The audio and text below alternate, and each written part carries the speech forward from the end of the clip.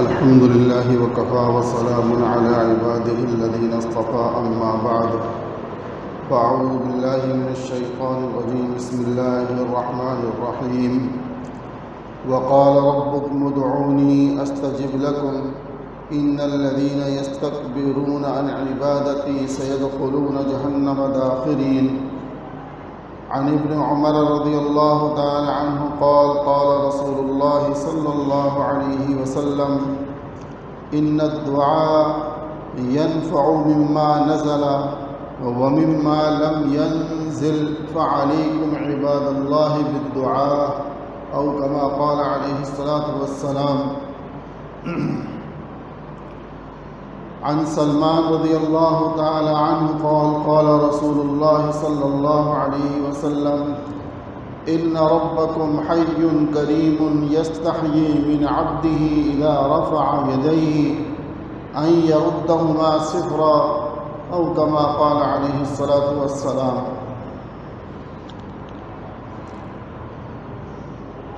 کل دو چیزیں عرض کی تھیں رمضان سے متعلق کہ ایک کام رمضان میں کرنے کا ہے اور ایک نہیں کرنے کا. جو کرنے والا کام ہے جو صرف رمضان ہی میں نہیں بلکہ ہمیں پوری زندگی میں اسے اپنا اوڑھنا اور بچھونا بنانا چاہیے. اس میں اور کئی مفید چیزیں سامنے آئیں تو دل چاہا کہ ان کو بھی بیان کیا جائے کہ نہ معلوم کس کے دل میں اتر جائے اور صدقہ جاریہ بن جائے. آج ہمارا معاملہ عجیب و غریب ہو گیا ہے کہ سب سے مانگتے ہیں اللہ سے نہیں مانگتے. سب سے مانگتے ہیں اللہ سے نہیں مانگتے. حالانکہ حدیث میں آتا ہے کہ اگر تمہیں جوتے کے تسمے کی ضرورت ہے، جس کا مفہوم ہے کہ اگر جوتے کے تسمے کی ضرورت ہے اور تمہاری جیب کے اندر پیسے موجود ہیں کہ آپ جا کر وہ چیز خرید سکتے ہو، لیکن پھر بھی پہلے اللہ سے مانگو بعد میں جا کر وہ چیز خرید لو. کہ اللہ اور اس کے رسول صلی اللہ علیہ وسلم نے یہ عبدیت کا انداز سکھایا ہے. بندے کو بندے بنانے کی مشق کرائی ہے کہ بندہ کیسے بنتا ہے. اس لیے کہ اللہ سبحانہ و تعالیٰ یہ چاہتے ہیں کہ یہ بندہ میرے سامنے ہر وقت انکساری اور عاجزی دکھاتا رہے. اس لیے کہ روایت میں آتا ہے کہ کبریائی، بڑائی، تکبر یہ میری چادر ہے. اللہ سبحانہ و تعالیٰ فرماتے ہیں یہ میری چادر ہے اور جو اس میں گھسنے کی کوشش کرے گا میں اس کو تباہ کر دوں گا. لہذا بندے کا کام تو صرف عاجز بننا ہے، اپنے آپ کو رب کے سامنے پیش کرنا ہے کہ اے اللہ میری کوئی اوقات نہیں ہے، نہ میں کما سکتا ہوں نہ میں کچھ کر سکتا ہوں.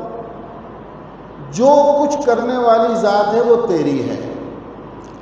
میں اگر اسباب اختیار کرتا ہوں تو اس لیے کہ تیرا حکم ہے.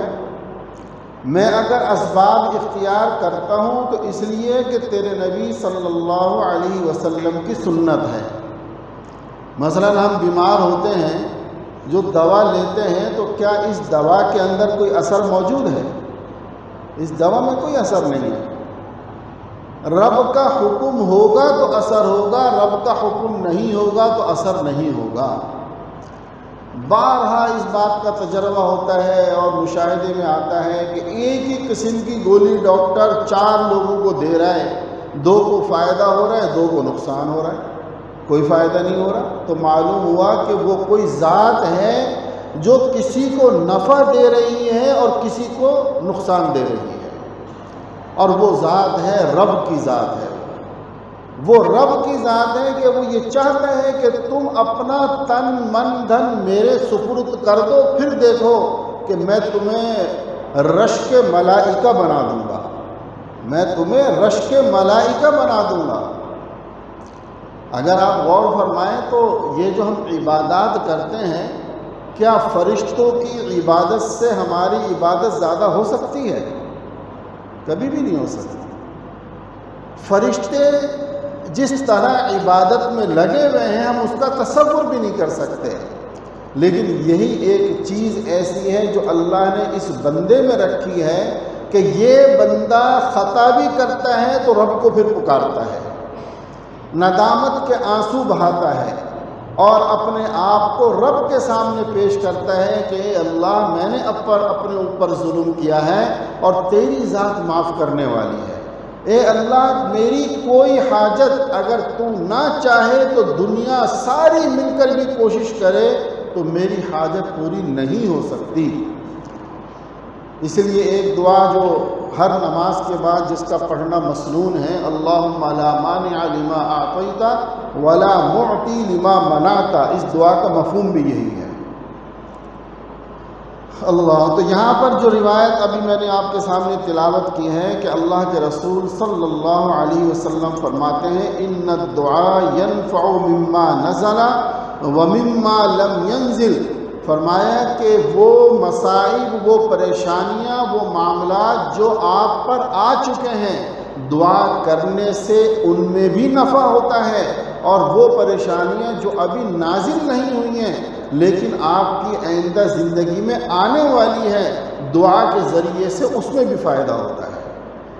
لیکن کوئی مانگنے والا تو ہو، ہم نے مانگنا ہی چھوڑ دیا، رب سے مانگنا چھوڑ دیا، اور جو مانگتے ہیں تو وہ اس انداز میں مانگتے ہیں کہ وہ اگر یوں کہا جائے کہ شاید رب کو ایسے پر غصہ آتا ہوگا کہ یہ کیسی بے توجہی سے مانگ رہے ہیں، میرے سے مانگ رہے ہیں، ہاتھ اٹھے ہوئے ہیں، نظر آسمان کی طرف ہے، دماغ کہیں اور ہے، بس کچھ پڑھ رہے ہیں۔ اور آج ہمارے ذہنوں میں ایک مفہوم یہ بن گیا ہے کہ امام صاحب جو دعا کریں گے بس وہی دعا ہے۔ میرے دوستو، یہ اس ذہن کو نکال دیں۔ آپ کی اپنی جو دعا ہے، آپ کا اپنا جو اللہ سے مانگنا ہے، میں قسم کھا کر کہتا ہوں کسی اور کا مانگنا وہ آپ کے حق میں ہو ہی نہیں سکتا، یا آپ کے والدین کی دعا آپ کے لیے، آپ کے والدین کی دعا یہ بہت پر اثر ہوتی ہے، آپ کے استاد کی دعا، آپ کے شیخ کی دعا، لیکن اس کا مطلب یہ نہیں کہ خود مانگنا چھوڑ دو۔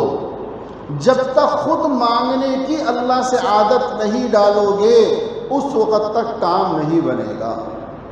خود عادت ڈالو اللہ سے مانگنے کی، رونا نہ آئے رونے جیسی شکل بنا لو۔ حدیث میں آتا ہے، میں اپنی طرف سے نہیں کہہ رہا، حدیث میں آتا ہے کہ اللہ کے رسول صلی اللہ علیہ وسلم فرمایا کہ رونا نہ آئے تو رونے جیسی شکل بنا کر مانگو۔ اور ایک روایت میں آتا ہے کہ جیسے جب تکلیف میں بندہ بخار تیز ہو جاتا تو ایک نکلتی نا، آہ نکلتی ہے، آدمی بغیر اختیار کے اس طرح حدیث میں آتا ہے ایسے آہ کر کے رب سے مانگو، اس طرح اللہ سے مانگو۔ یعنی سوچے ذرا کہ اللہ کے رسول صلی اللہ علیہ وسلم ہمیں کس طرح مانگنے کا طریقہ سکھا رہے ہیں۔ جیسے ایک بچے کو کوئی بات سکھائی جاتی ہے نا، اس طرح ہمیں سکھایا جا رہا ہے، ہمارا تعلق رب سے جوڑا جا رہا ہے جو آج ختم ہو چکا ہے۔ آج ہمارے تعلق پیر و فقیروں کے ساتھ ہو گئے ہیں، آج ہمارا تعلق لوگوں کے ساتھ ہو گیا ہے، اپنے سیٹ کے ساتھ جہاں کام کرتے ہیں اس کے ساتھ ہو گیا ہے۔ ارے اللہ کے بندو، جتنی منتیں مخلوق کی جاتی ہیں، اگر اس کا آدھا حصہ، کیا میں کہتا ہوں شاید 10واں حصہ بھی اللہ کی منتیں کرنے لگ جاؤ تو دنیا کی منتیں نہیں کرنی پڑیں گی انشاءاللہ۔ مجھے اس موقع پر ایک واقعہ یاد آ گیا، اپنے میرے شیخ اول حضرت مفتی رشید احمد صاحب رحمہ اللہ ایک واقعہ سناتے تھے، فرماتے تھے کہ یہ جو فقیر ہوتے ہیں، آپ کو پتہ ہے آج کل یہ بھی ایک بہت بڑا پروفیشنل چل رہا ہے کہ اپنی اولاد کو یہ کیسے سکھاتے ہیں، کہتے ہیں کہ جب تک تو ہر کسی سے ہر جگہ پہ ہر حالت میں نہیں مانگے گا تو کامیاب نہیں ہوگا۔ ہر کسی سے ہر جگہ پہ ہر حالت میں نہیں مانگے گا اس وقت تک تو کامیاب نہیں ہوگا، اپنے بچے کو سکھاتے ہیں۔ تو حضرت والا رحمہ اللہ فرماتے تھے کہ ایک مرتبہ اس کا ایک بچہ جو ہے اس کو کہا کہ جا آج تجھے مانگ کر آنا ہے، لے کر آنا ہے تجھے، اس کا امتحان لینے کے لیے اس کو بھیج دیا۔ اب وہ بچہ ادھر ادھر مانگتا پھرا کہیں نہیں مل رہا تھا۔ ایک ایسی جگہ پہنچا کہ جہاں ایک آدمی جو ہے وہ غسل کر رہا تھا، جیسے وہ ہوتا ہے نا دیہاتوں میں آدھے جو ہے وہ واش روم بنے ہوئے ہوتے ہیں، وہاں وہ غسل کر رہا تھا۔ اب اس نے دروازہ بجانا شروع کر دیا، مانگنا شروع کر دیا۔ آج کل بھی ہوتا ہے نا، لوگ آتے ہیں محل میں، دروازے گھنٹی بجائیں گے، بھائی کیا ہے؟ اللہ کے نام پہ دے دو۔ ارے اللہ رب العزت سے جس اللہ کے نام پر مانگ رہے ہو، کاش اس اللہ کو پکار تو لیتے، پھر تمہیں مانگنے کی ضرورت ہی نہ پڑتی۔ تو بہرحال اس نے وہاں گیا، اب وہ اندر سے آواز دے رہا ہے، وہ کہہ رہے ارے اللہ کے بندے میں غسل کر رہا ہوں۔ کہتا ہے بس کچھ دے دے، کچھ دے دے۔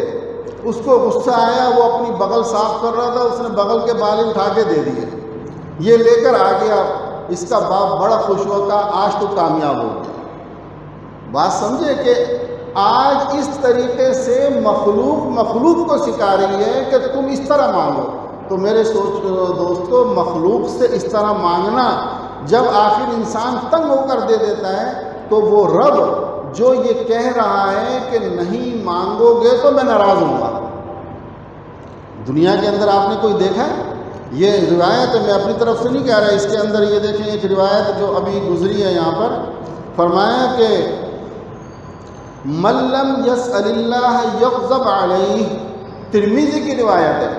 فرمایا کہ جو اللہ سے نہیں مانگتا اللہ اس پہ ناراض ہوتا ہے کہ یہ کیسا ظالم بندہ ہے، میرے سے مانگتا کیوں نہیں ہے۔ تو اللہ سبحانہ و تعالیٰ چاہتے ہیں مجھ سے مانگو۔ اور میرے دوستو، جو کریم ہو، جو سخی ہو، دنیا کے اندر کریم اور سخی کا یہ حال ہوتا ہے کہ جب وہ یہ کہہ رہے ہیں کہ درخواست لے کر آؤ، تو وہ پھر آپ کی درخواست کبھی خالی نہیں لوٹائے گا۔ تو جو کریموں کا کریم ہے، جس کے خزانوں کی کوئی انتہا نہیں ہے، وہ کیسے ہمارے ہاتھوں کو خالی لوٹا دے گا۔ اگلی روایت کے اندر فرمایا کہ ان ربکم حی کریم یستحیی من عبدہ اذا رفع یدیہ ان یردہما صفرا او کما قال علیہ الصلوۃ والسلام۔ ترمذی اور ابو داؤد کی روایت ہے کہ اللہ کے نبی صلی اللہ علیہ وسلم فرماتے ہیں تمہارا رب بہت حیا کرنے والا کریم ہے، اور وہ اس سے حیا کرتا ہے، یعنی اس کی صفت کریمی اتنی بلند ہے، اتنی انتہا کی ہے کہ اس کو حیا آتی ہے اس بات سے کہ تمہارے اٹھے ہوئے ہاتھوں کو خالی واپس لوٹا دے۔ اس رب کو حیا آتی ہے کہ وہ تمہارے اٹھے ہوئے ہاتھوں کو واپس لوٹا دے۔ وہ کہتا ہے یہ میری کریمی کے خلاف ہے کہ جس بندے نے میرے سامنے ہاتھ پھیلائے ہوئے ہیں میں خالی لوٹا دوں، یہ کیسے ہو سکتا ہے؟ لہٰذا اللہ کے نبی فرماتے ہیں اللہ سے مانگو۔ اگلی حدیث میں فرمایا الا ادلکم علی من ینجیکم من عدوکم ویضر لکم ارزاقکم تدعون اللہ فی لیلکم ونہارکم فإن الدعاء سلاح المؤمن۔ اللہ اکبر۔ حضرت جابر رضی اللہ تعالی عنہ کی یہ روایت ہے کہ رسول اللہ صلی اللہ علیہ وسلم نے فرمایا کیا میں تمہیں وہ عمل نہ بتاؤں جو تمہارے دشمنوں سے تمہارا بچاؤ کرے، جو تمہیں بھرپور روزی دلائے، یعنی دشمنوں سے بچاؤ بھی ہوگا، روزی بھی تمہیں خوب ملے گی۔ فرمایا وہ کیا عمل ہے؟ فرمایا اپنے اللہ سے دعا کیا کرو رات میں دن میں، یعنی ہر وقت اللہ سے دعا کرو۔ اور پھر آخر میں فرمایا یاد رکھو فإن الدعاء سلاح المؤمن، یہ دعا مومن کا ہتھیار ہے، مومن کا ہتھیار ہے۔ یہ دشمن نفس سے بچنے کے لیے، شیطان سے بچنے کے لیے، برے معاشرے سے بچنے کے لیے، ان تمام دشمنوں سے بچنے کے لیے اللہ رب العزت نے ہمیں دعا کا ہتھیار دیا ہے۔ اللہ اکبر۔ دوسری ہدایت کیا ہے؟ بخاری کی روایت ہے۔ اللہ اکبر۔ فرمایا کہ دیکھو یاد رکھو اللہ سبحانہ و تعالی غافل دل کی دعا نہیں قبول فرماتے۔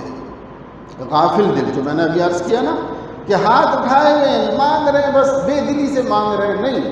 کسی نے بہت خوب بات سمجھائی ہے کہ جس طرح ڈوبتے ہوئے سمندر میں کوئی ڈوبنے والا بچنے کے لیے کیسے پکارتا ہے، بس فرمایا اس طرح دعا کرنا سیکھ جاؤ، ہر معاملہ تمہارا حل ہو جائے گا۔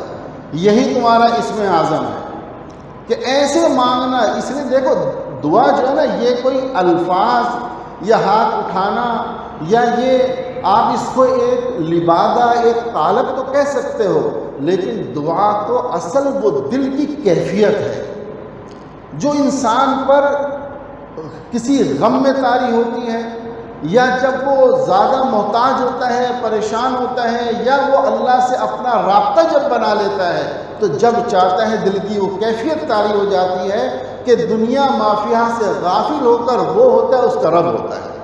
بس یہ کیفیت اگر طاری ہو گئی سمجھ لیں ساری دعائیں قبول ہیں۔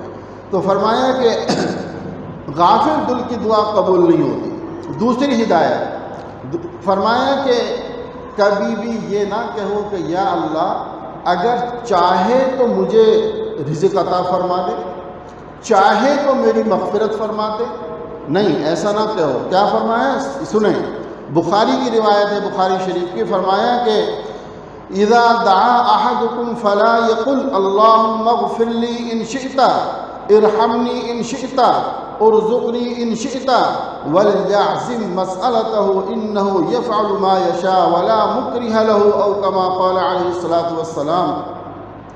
فرمایا جب مانگو یقین کے ساتھ مانگو، اللہ سے مانگو اے اللہ اپنے فضل سے میری مغفرت فرما دے۔ یہ مت کہو کہ اللہ تو چاہے تو مغفرت فرما دے، یہ گویا کہ اپنی آپ بے نیازی دکھا رہے ہیں کہ اللہ تو چاہے تو مغفرت کر دے، نہ چاہے تو تیری مرضی ہے۔ یہ مت کہو کہ اللہ تو چاہے تو مجھے روزی دے دے، یا اللہ فلاں جاب میں مانگ رہا ہوں تو چاہے تو مجھے یہ دے دے، نہیں، اللہ سے عزم کے ساتھ یقین کے ساتھ مانگو۔ باقی کرنے والی ذات تو وہی ہے، وہ جو چاہے کرے گا، یعنی آپ کے حق میں بہتر ہوگا آپ کو دے گا، حق میں بہتر نہیں ہوگا نہیں دے گا، کیونکہ اس پر کسی کا زور تو چل نہیں سکتا، بھائی کسی کا زور تو نہیں چل سکتا نا اس پر۔ لہٰذا یہ مت کہو کہ چاہے تو، بلکہ یقین کے ساتھ۔ اور ایک دوسری روایت میں ہے کہ جو آدمی یقین کے ساتھ مانگتا ہے اور رب کے ساتھ حسن ظن رکھتا ہے، اللہ سبحانہ و تعالیٰ فرماتے ہیں میں اپنے بندے کے ساتھ ویسا ہی کرتا ہوں جیسا وہ میرے ساتھ گمان رکھتا ہے۔ جیسا میرا بندہ میرے سے گمان رکھتا ہے میں ویسا ہی اس کے ساتھ کرتا ہوں۔ ہاں دعا قبول نہ ہو، بظاہر اگر قبول نہ ہو تو جلد بازی نہ کرے، یہ نہ کہ جی اتنے دن سے مانگ رہا ہوں میری دعا قبول ہی نہیں ہوئی ہے۔ ارے تجھے کیا معلوم تیری اس دعا کی قبولیت میں کیا کیا فیصلے ہو چکے ہو، نہ معلوم کتنے مصائب سے تجھے بچا دیا گیا ہو، کتنی پریشانیوں سے تجھے بچا دیا گیا ہو، کتنے ذخیرے تیرے لیے آخرت میں تیار کر کے رکھ دیے گئے ہوں۔ اس کی مثال بہت عام سی ہر آدمی سمجھتا ہے کہ چھوٹا بچہ باپ سے جب ضد کرتا ہے، مثلا 10 سال کا بچہ کہتا ہے مجھے گاڑی چاہیے، بائک چاہیے، باپ کو پتہ ہے کہ بائک گروا دی روڈ پر جائے گا، خود بھی مرے گا دوسروں کو بھی مارے گا۔ اب بہت محبت کرنے والا باپ ہے، لیکن بچہ مچل رہا ہے، رو رہا ہے، لیکن باپ کیا کہتا ہے نہیں بیٹا ابھی نہیں بیٹا ابھی نہیں۔ اور جب وہ 20-21 سال کا ہوتا ہے باپ جو ہے پراڈو کی چابی لے کر اس کے ہاتھ میں دے دیتا ہے، ہوتا ہی نہیں ہوتا۔ تو بس یہی سمجھ لیں کہ ہم اپنی کم فہمی کی وجہ سے بعض مرتبہ مانگتے ہیں قبول بظاہر نہیں ہو رہی تو ہم کہتے ہیں کہ ہماری دعا قبول نہیں ہو رہی، نہیں، دعا ہر حال میں قبول ہے۔ یا تو اس دعا کی وجہ سے آنے والی مصیبتوں کو دور کر دیا جاتا ہے، یا اس کی وجہ سے جو مصیبت ہے اس کو دور کر دیا جاتا ہے، یا آپ کے لیے ذخیرہ آخرت کر لیا جاتا ہے۔ اور ایک روایت میں یوں آتا ہے کہ جب قیامت کے دن ان دعاؤں کا ذخیرہ دیکھیں گے جو دعائیں قبول نہیں ہوئیں تو یہ تمنا کرے گا کہ کاش دنیا میں میری کوئی دعا بھی قبول نہ ہوتی، یہ تمنا کرے گا۔ لیکن بہرحال ہم کمزور اور ضعیف ہیں دوستو، اللہ سے مانگنے کا اپنا مزاج بنا لو اپنا، اٹھتے بیٹھتے اللہ سے مانگو اللہ میری پریشانی دور فرما دی۔ جیسے بچہ ضد کرتا ہے نا کسی چیز کی، ایسے اپنے رب سے ضد کرو، اللہ کی قسم کھا کر کہتا ہوں ضد کر کے دیکھو میرا رب کیسے پوری کرے گا۔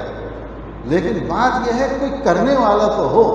اب ایک طرف حرام کھا رہے ہیں اور اس کے ساتھ مانگ رہے ہیں، تو بھائی حرام لقمہ کھانے والے کی تو دعا قبول نہیں ہوگی، یہ بھی تو خیال کریں نا۔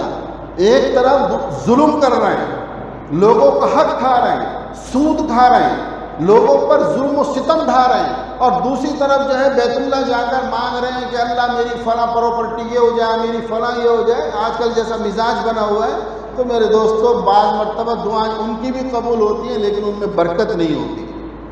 لہٰذا اپنا کھانا کو حلال کرو، اپنے پینے کو حلال کرو، حرام سے بچنے کی کوشش کرو اور اللہ سے مانگو، پھر دیکھو میرا رب کیسے عطا فرماتا ہے۔ وآخر دعوانا ان الحمد للہ رب العالمین۔ الحمد للہ رب العالمین الرحمن الرحیم مالک